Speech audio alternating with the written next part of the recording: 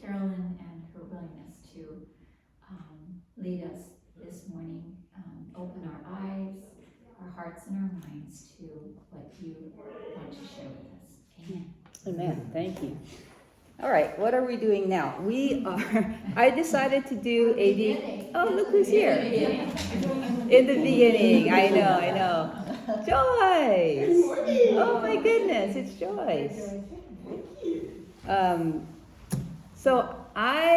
For 3 weeks, I wanted to do a deeper dive into not 2 pages. It's actually probably 2 paragraphs. But we'll do this slowly. But I wanted to give you the entire creation story, which goes from Genesis 1:1 to Genesis 2:4a. So half of a verse. And sometimes the Bible does that. Somebody randomly put in chapters and verses, and they don't happen to be the same as the scroll. So you have a scroll, and somebody said, we're going to cut off right here. Very strange, but that's how it landed. So I wanted to give you the whole creation story so you get a read of it, and do read it, this can probably be our homework for 3 weeks. And I'm going to actually go into some Hebrew, because I've been spending a lot of time in Hebrew. I took Hebrew a long time ago. It's for seminary, but it was just a gloss over. But then I picked it up about 5 years ago more intently, and I had a tutor in Israel, and so trying to use it in daily language, and so I studied the alphabet, but it really gives you a different perspective on what the Bible is saying. So I want to look at some terms that we mix up when we interpret it and translate it into our own culture, and we assume, they mean the same thing. Well, they don't mean the same thing. So that's what throws us off when we start to read the Bible and think, wow, God was sure angry, or different things. We draw conclusions when we don't understand what it said. So I just want to do just a few words at a time. Oh, Kim, hello. But let's do it in English first. So I did a translation that we all can follow along with. Oh, we can get one over there. Oh, thank you. And let us read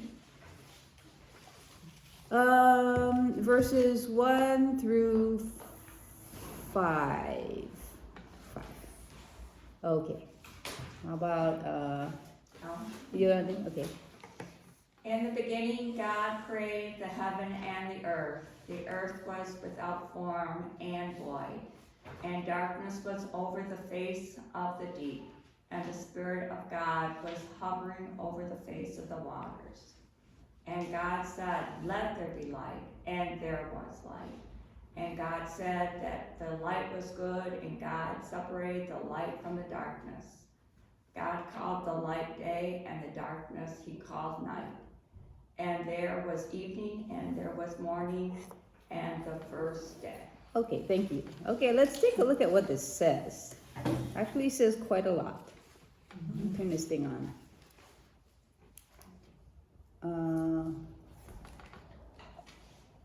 Okay, that's Bereshit.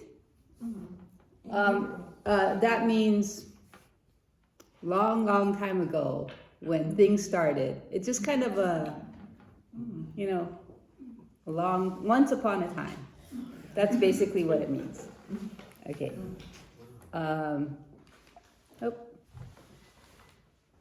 Okay. This is Bereshit bara Elohim et Hashemayim et haaretz. Okay, so in the beginning, God, actually this is a mistranslation. God is supposed to be lowercase g. Okay, so that's exactly what it says. It's a lowercase g. One of the gods, one of many gods, created. Okay, the heavens and the earth. Okay, what do you think of when you think of heavens? What does that mean? The S is different. Yeah, the S, okay. Wait a minute, what does that bring to mind? Is heaven Upper atmosphere, yeah. the atmosphere? Okay, the stars, you said Somewhere not the earth. somewhere not the earth. Okay. I just think more conceptually, domain of God, what God controls, space God creates for us to dwell eventually. Yeah, That seems like it to me. Yeah, okay, it's somewhere out there. It's not literally, can you fly in a rocket there? Not, no, right. Okay, so we know that now. Did they think that way? They didn't have rockets. Is it accessible? Is it not accessible? What is it exactly? Imagine you live way back then. We don't have any telescopes, rockets. Interesting that if he created this, where was he? Oh, where was God? Where was the Yeah, writer? Beyond that, Mm, God created, Yeah. then where was he? yeah. Well, He lives in heaven. Well, He he lives in created heaven and the Yeah. earth. Yeah. All right, so he was here, he had to create this. Created, of course, yeah. Right? So where Where was God he? dwelled, right? So where does God dwell? okay, we might have to read a little further for that. Yeah, we might have to, okay, oh no, actually, it's just right here. Okay, so that's a question mark, but I think those are fairly thoughtful answers, so thank you. The domain where God is. And wait, before we go on to that question, what is the earth?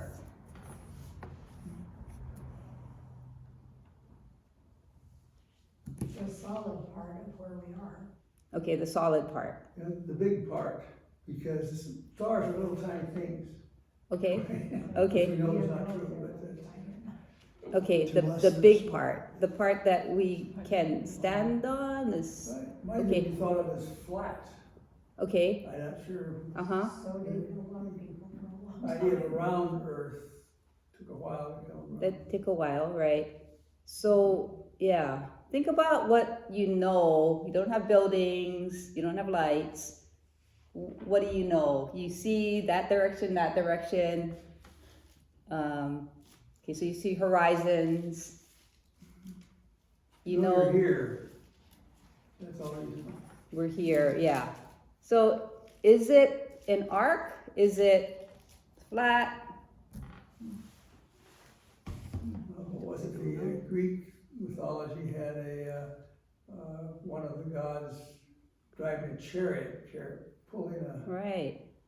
sun or pulling a moon or. Yeah. And it went down and came back up and. Yeah. Okay, and that was much later. So we're not thinking globe yet, right? We're just thinking, Mass. sun comes up there, goes down there. Okay, all right, so then the next part, oh, whoops. And we don't realize that the earth it's the earth turning, not the sun moving. Right. Earth is turning. Yeah, we realized that later, yeah. Yes. The sun is in the You know, same how do we place. square this with what science is telling us too? Because science tells us that what astronomers think now, there's all this matter scattered about, and eventually gravity was pulling it together. So that implies a long time of creation process. So what Yeah. everything's right, it didn't start as a blue marble. Yeah. It started, yeah. Yeah. That's a better- I was thinking the same thing, Kim, just taking it to more of a molecular level. Like the earth, referencing it as molecules and atoms. Yeah, So the Yeah. molecules Mhm. were created, and then the electron, the energy around it, the electrons around it. So I don't know, just bringing it out, a little teasing it out a little further. right, yeah. So we think very differently from what they probably ever thought. Well, because we know more stuff. Yeah. Okay, so this is a generic spiritual being. So Yahweh comes up later, and that is the specific Hebrew God. So we identify God later and superimpose that on the creation story. That no, Yahweh created everything, but we don't have that until a little later. Okay, so the skies and the land. Okay, so actually a better translation for a Hebrew mind would be not the heavens and the earth, but the skies and the land. So just whatever's up there that I don't understand, whatever I'm standing on. So very much more concrete in what they were experiencing, you're saying? Yeah, Okay. that's a better translation. So what people say, at least.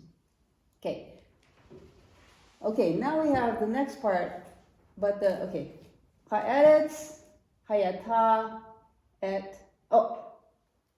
Hayata, Tohu Vavohu. That's interesting. Tohu Vavohu. It means formless and void. So it says the spirit. Wait, the earth without form. Oh yeah, the earth was without form and void in our current text. Formless and void. Okay, so think of some scenarios or maybe synonyms, or think of that. What does that mean to you, formless and void? It means kind of like empty. Empty. Is that scary? Empty, scary. Scary. Nothing lives here. Nothing. Nothingness. Nothing is yet. Empty space. Shapeless. Shapeless. Yeah. Yeah. So, yeah, is that scary or is it, it is what it is. Yeah. Okay, all right. So I guess another analogy might be a black hole. It's like nothing, but That was nothingness. yeah. But I don't know. To me, the black hole seems scary. It's like it's sucking you in or something. It is. Yeah. Yeah. It's like the unknown. Yeah. Okay. But that's a key word. Okay, so, and this is a key concept, formless and void. And it conjures up, well, as we go, actually I won't go there yet. So that, keep that in mind, tohu vavohu. And this, I'm going backwards. Okay, so wild and waste, void and formless, some of the things I came up with. It's actually V. Tohu vavo. This letter right here could be could be a B or a V. I think it's tohu vavohu, and it rhymes. Okay, and then darkness was over the face of the deep. Vahoshek el panei tahom. So what is? Okay, think of what dark. I think darkness is. Darkness. Darkness is darkness. Yeah, black, no light, Darkness, no sun, no sun. Okay, how about deep? What is deep? Kind of expands. What? Oh, what? Go ahead. Oh, Describes what they don't know about the water. You know, the ocean is deep there. yeah, You've seen things sink. yeah, Probably. Deep, yeah. Okay, the unknown. deep can go Okay. on forever Yeah, in one's mind. yeah. Think about it. Oh, yeah. Right. Endless darkness. Yeah. Endless darkness. Yeah. Well, that's right, you have to have a sun, don't you? Yeah. Light. Yeah. Okay. All right. So that's the state. What, Andrew, you're going to say? Were you saying something, or it passed? Okay, that was earlier. We didn't hear. Okay, so so this is a pre-creation state. however, okay, so we have a void and formless, darkness over the deep. Scary, not scary. Here, Kind of scary. Little scary. Okay, getting a little scary. Andrea, no, still okay. Yeah, Okay. because you know what's gonna come. Yeah. We know it now. Yeah, right, yeah. Okay, no way to distinguish matter, form, function, order, creativity. Just endless. is. Yeah, nothingness. Emptiness. Okay, but we have the Spirit of God was over the face of the waters. At that Ruach. point, they didn't have water. Yeah, good point. Okay, so we have a deep, we have a darkness, we have a nothingness, but we have water. Kind of implies But that he God hadn't is in all created nature. water yet. That's right. We haven't He hadn't He hadn't water created yet. water yet. Good, but it's there. It's there. Hmm. It seems like it is there because in verse 6, it says, there be an expanse in the midst of the waters, and that Right. waters haven't been mentioned until then. Yeah. Good one. Okay. It was all, Waters, Hamayim. Okay. That's that is actually interchanged with Tohu Vavohu. So Hamayim is like, give me a glass of water. That's Mayim. But in the Bible, they interchange it with Tohu Vavohu sometimes. Yeah. Interesting. Okay. You're sorry. You're saying. Oh, when I look at that, it just implies to me that God is in all nature. Right? Mm. The Spirit of God was over the face of the waters. So Yeah. God's present, water, yes, but more that he's present in that whole void, even though it appears to be a void, God is there. Yeah. So going back to Lynn, where is God? Does that address kind of or make you think He's so? way off yonder someplace creating all this. Yonder. Yet he's He's there, but on the face of the waters. So as if face to face with the water. No? Is that still? Is he in the water? No. Well, he's on the face. He's on the over the face face of the water. He's What on does the that face make of you the think of? All right, he's holding a ball. He's holding it. Holding the earth? The Holding matter, the whole, everything. everything. the air, Okay. this formless form. Okay, he's holding it. Is that what the face over the waters conjures up? Is it this? Is it more intimate? My Bible uses the word firmament. Uh-huh. Let Yeah. there be a firmament in the midst of the waters. But that was in 6. That's a little later. Yeah, Yeah. So he's still above all that. Yeah. that's what mine says too, firmament in the water. But before that though, where is he? Yeah, where is he in all this creation? You have to So- think, you have to imagine. Yeah. Okay, keep imagining. Michael. I just wonders if it means, God doesn't have anything to do with the waters, or over the face of the water. Doesn't have anything to do.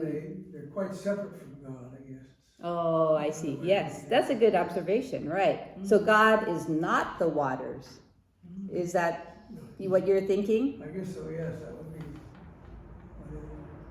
we have these distinctions. Yeah. God is separated out of the universe. Yeah. So, good. That's a good thought. So, That's good.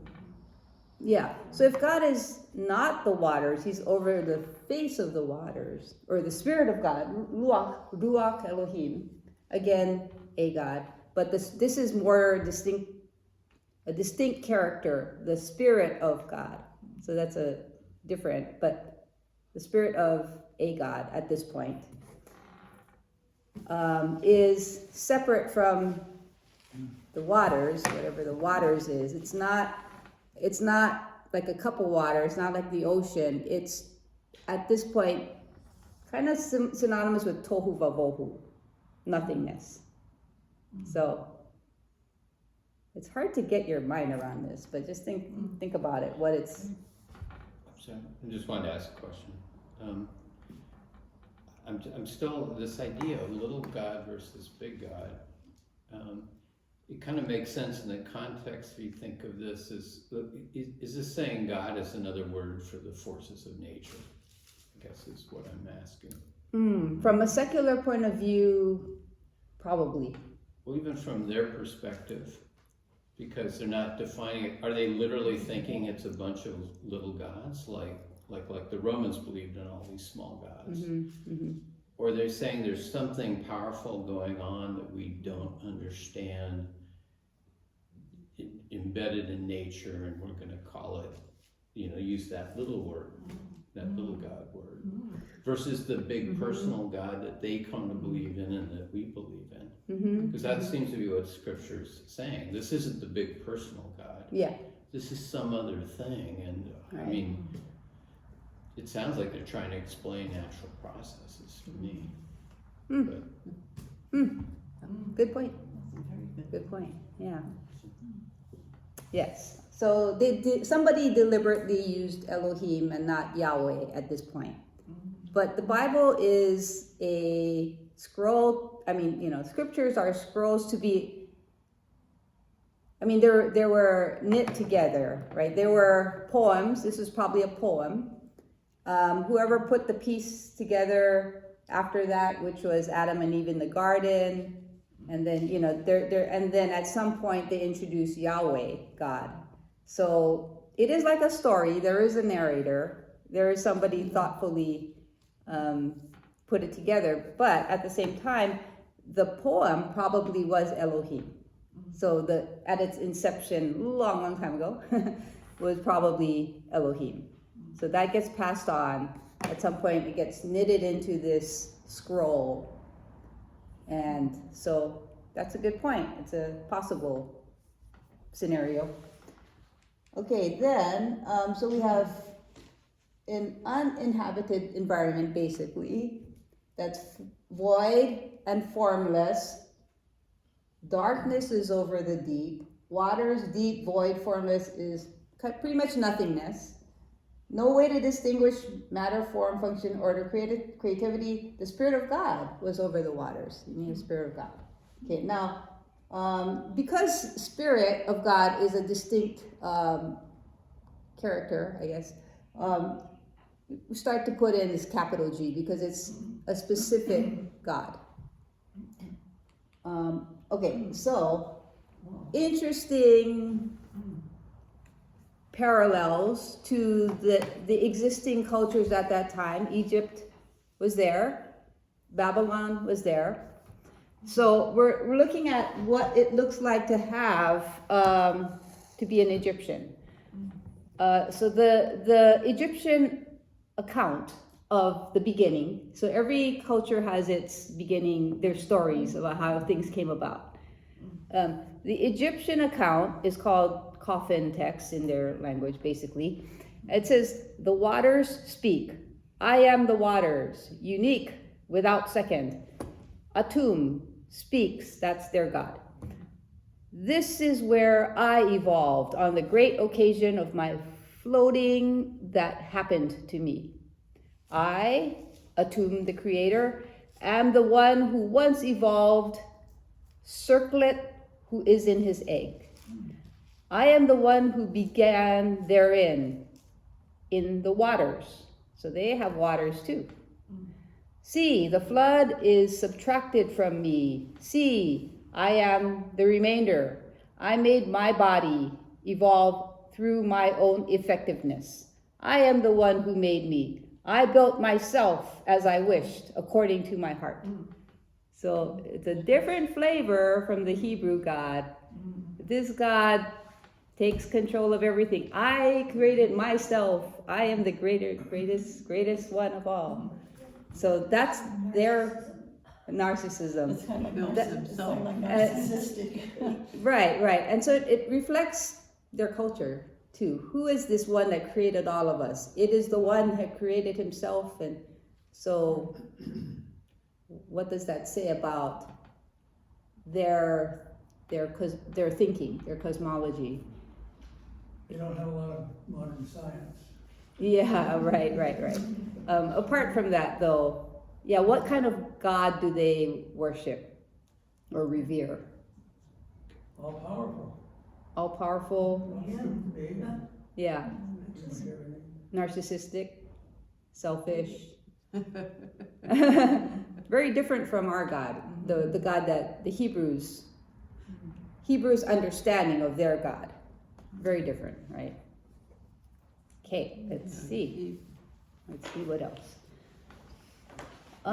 This is the account summary by a writer, Egyptian.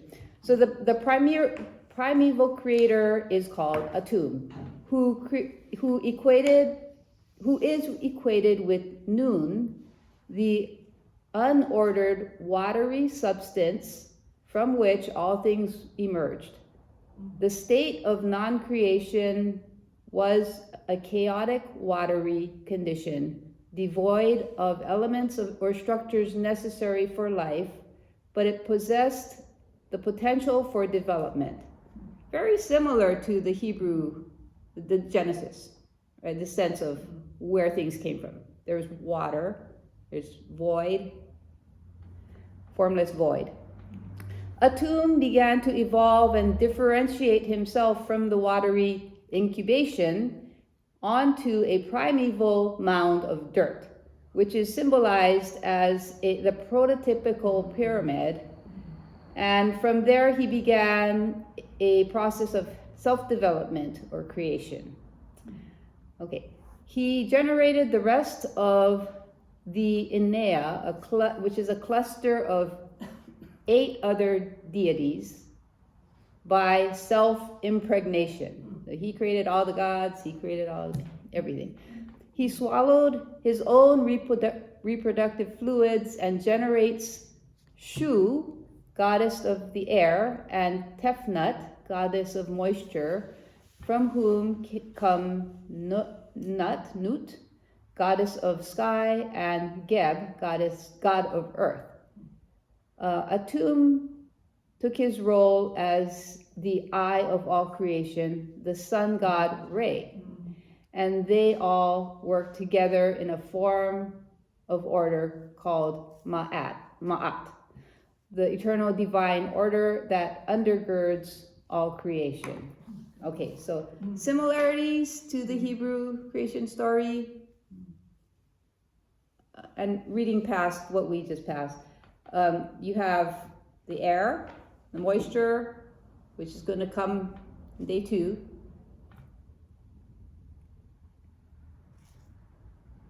Other similarities, the god of sky, the god of earth, the heavens and earth, the skies and the land. Pretty similar. So, did they copy each other, or is that the way they just thought back then? So there's some streams of thought in current theologies, I suppose, that veer away from Christianity, saying that they copied each other. But the same way, if we probably brought somebody off the street and said, what do you think of the earth? Is it round? Is it, whatever? They probably agree with us. I think the earth is round, or I know the earth is round. So it kind of common thinking, common knowledge at that point. So they're all drawing from the same kind of, call it cosmology, view of the world, view of how things are. So anyway, this is Egyptian. This is Babel. Oh, Joyce. I was just wondering who this Batto, Bato. Oh, yeah. He's a more contemporary figure. I don't know, but he's contemporary.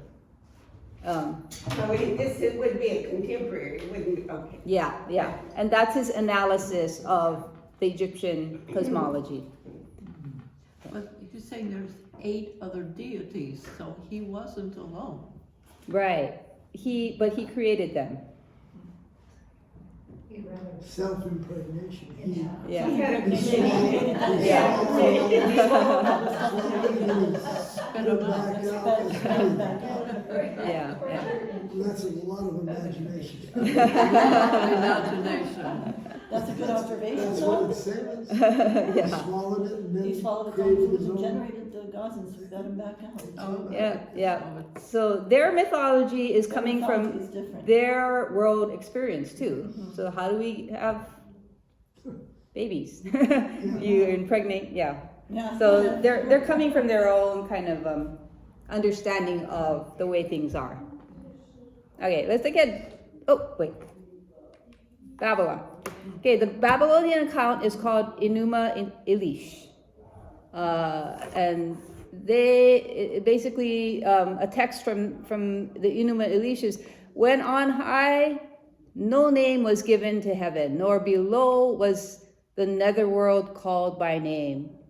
Primeval Apsu, or the deep abyss, was their progenitor, and creator Tiamat, salty ocean, was she who bore them all.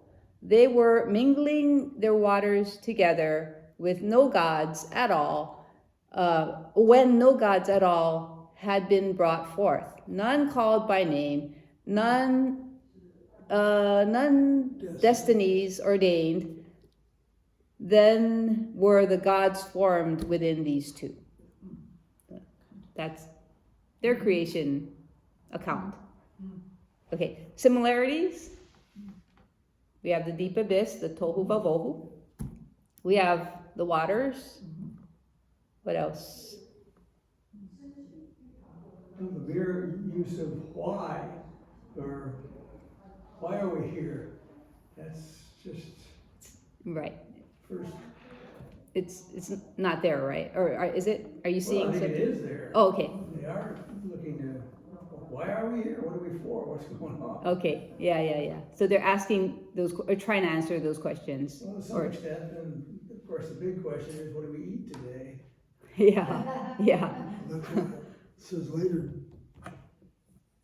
To earth, God said, grow your plants and so on, so everybody Yeah. there could eat, yes. Yeah.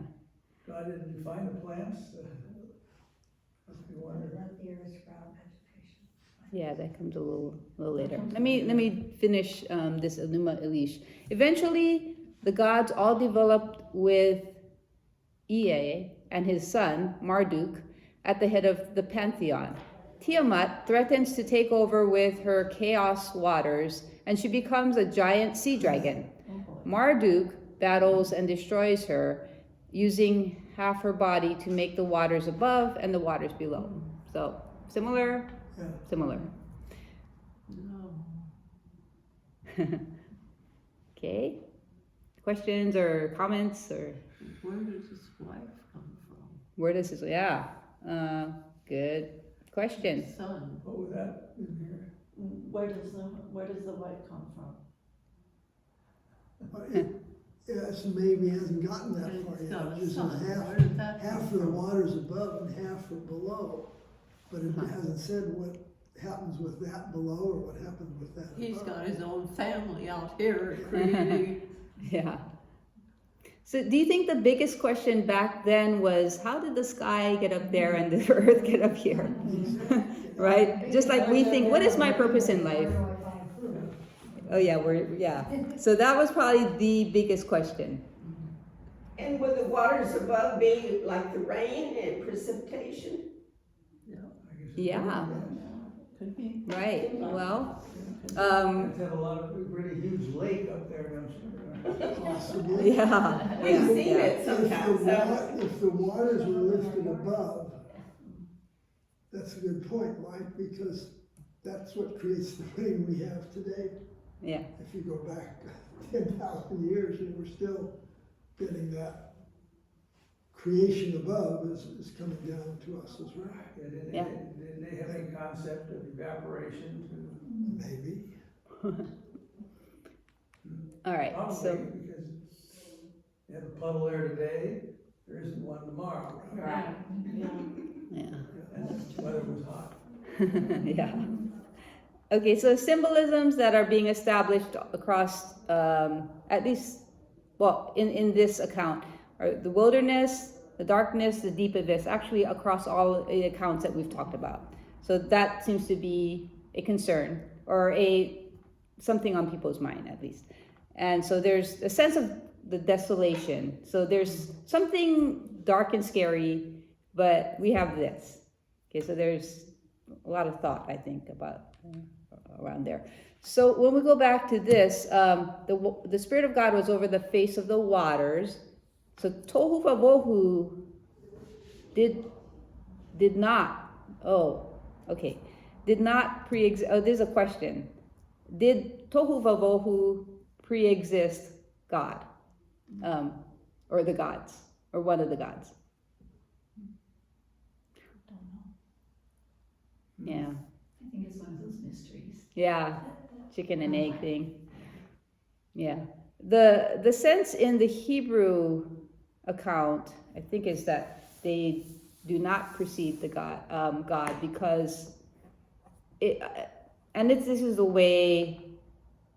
I don't know if it's translation so much as, but in the first two verses you have this dark place, you have darkness, you have this deep, you have this wild chaos, but God was there. He was hovering So over it's the kind of like, face of the water. but God was there. Yeah. So it seems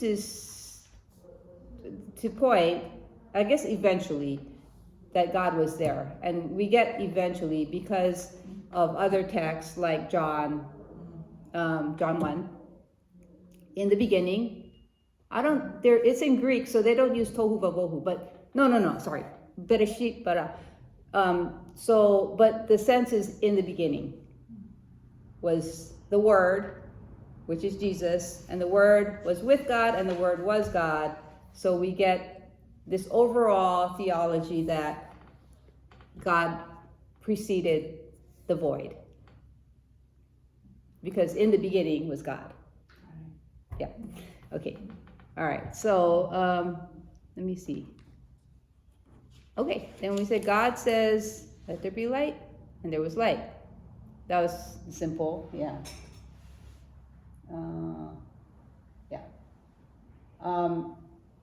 Yomer Elohim et or light, and there was light. Yehi or vahi or. Okay, so what we see is cross texts that assume they're basically having Genesis 1 memorized. It's part of their worldview. And then centuries, millennia later, some group of people comes up with the Psalms. And so when they're reading it, you see, but God is my king from long ago. He brings salvation on the earth. It was you who split open the sea by your power. You broke the heads of the monster in the waters, which is Genesis, the 4th day. We'll get there. It was you who crushed the heads of the Leviathan. Again, that's the big sea monster mentioned in day 4. And gave it as food to the creatures of the desert. It was you who opened up the springs, the streams, and you dried up the ever-flowing rivers. That's a Michael statement. So you opened up the springs and the streams. You dried up the ever-flowing rivers. The day is yours, and yours is the night. You established the sun and the moon. It was you who set out all the boundaries of the earth. You made both summer and winter. This is totally taken from Genesis 1. Can you see that? Yeah. Completely. So a lot of scriptures are like taking exactly what they previously had said. Okay, so but they're adding experience to it. So this is worship. This is an act of worship.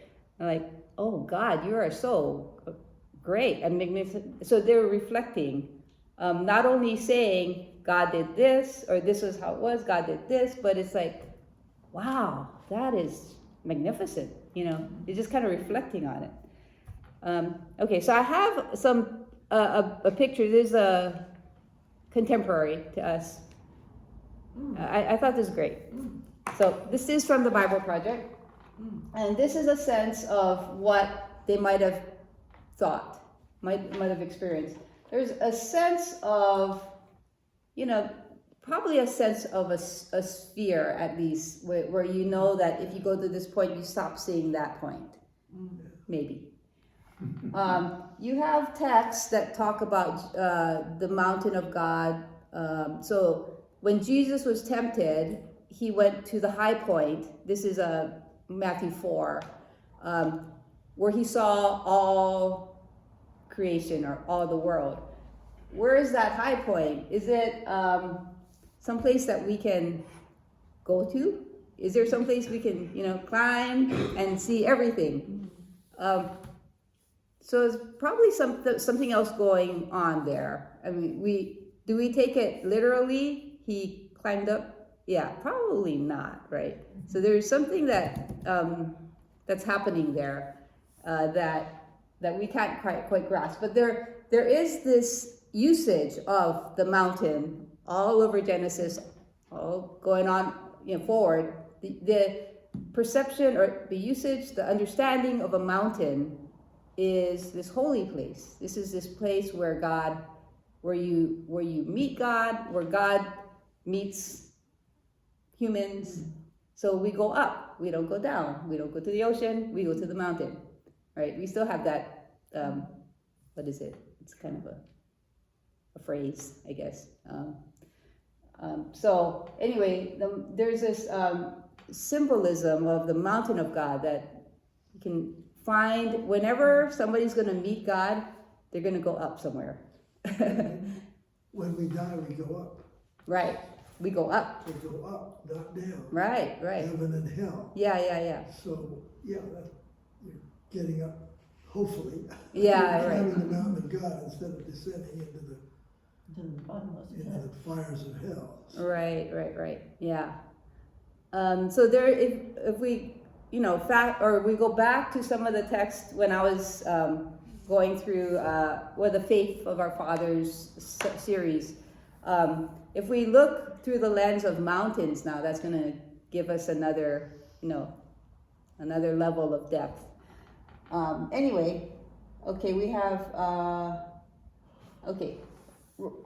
rakia is a Hebrew word that's used to hammer something. Like you rakia this, oh, you know, there has a dent in it. You get the dent out.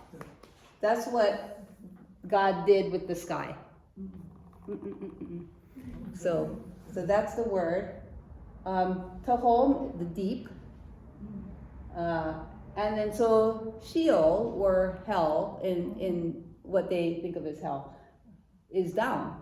Somewhere down there. So, yeah, interesting visual. I have another one. Excuse me. Yeah. Isn't there in the Bible, more lay people, you know, reading, and they say Sheol? Sheol, That doesn't mean hell. No. So that's a different one, I think. It's a waiting place. That's where Catholics get purgatory. It's sort of not exactly burning with the gnashing of teeth and whatever, you know, Jesus refers to, which I think we put together with hell more or less. So there's this, kind of a waiting place. And the way that sort of is tapped on later is when Jesus goes to hell and the gates of hell. Yeah. So he conquers the gates of hell. So that's where I think that hell becomes more of a different concept than Sheol. Yeah. So we have like David, who I might be pulling from. I have to check my sources on this, but David talks about Sheol as the resting place, or as a resting place. So It's kind of neutral, but it's not heaven like we think of. Like, I can't wait till I die, so I go to heaven. So it's more, yeah, you're somewhere, kind of You're going to waiting. a better place when you die if you go to heaven. Right. So, yeah, it's more neutral than that. Here's another picture. It's kind of cool. Goodness. Yeah. Mm. So we have here the waters. We have the sea monster in day 4, and the land, the mountains, the rakia, yeah, gets hammered up. Here's the atmosphere. This is where God is, and it's represented by a temple, which a lot of the temple, you read in Ezekiel and all the dimensions, like chapters and chapters of dimensions, like, oh, it's so boring. And then how you try and, like, how in the world, like 10 by 10, like, no, that doesn't fit, or, yeah. A lot of that is actually just a representation of this sense of three, not levels, but what is it? 3 tiers maybe of centrality. If you've gone in a temple, there's the outer place where the women can stay, then the men can go to the inner temple, and then only one person, one time a year, can go into the Holy of Holies, the middle, and that's where God is. And you could die if you go in the wrong time. Don't wear the right thing, you don't say the right thing, something, you could die. So I don't know if you heard, they would put a rope around their leg in case they died, so they can pull them out. Yeah.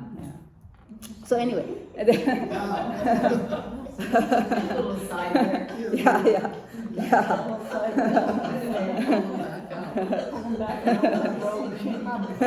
Oh, we died. Which is I think what Zechariah did. Zechariah, Uncle John the Baptist's dad, went in. He couldn't speak because he went in the Holy of Holies. It's like, ooh, what happened to him? So anyway, a lot of is built around this sense of this 3. What is it? Like 3 courts, I guess you could call it. Three tiers. What's it? Tiers. Yeah.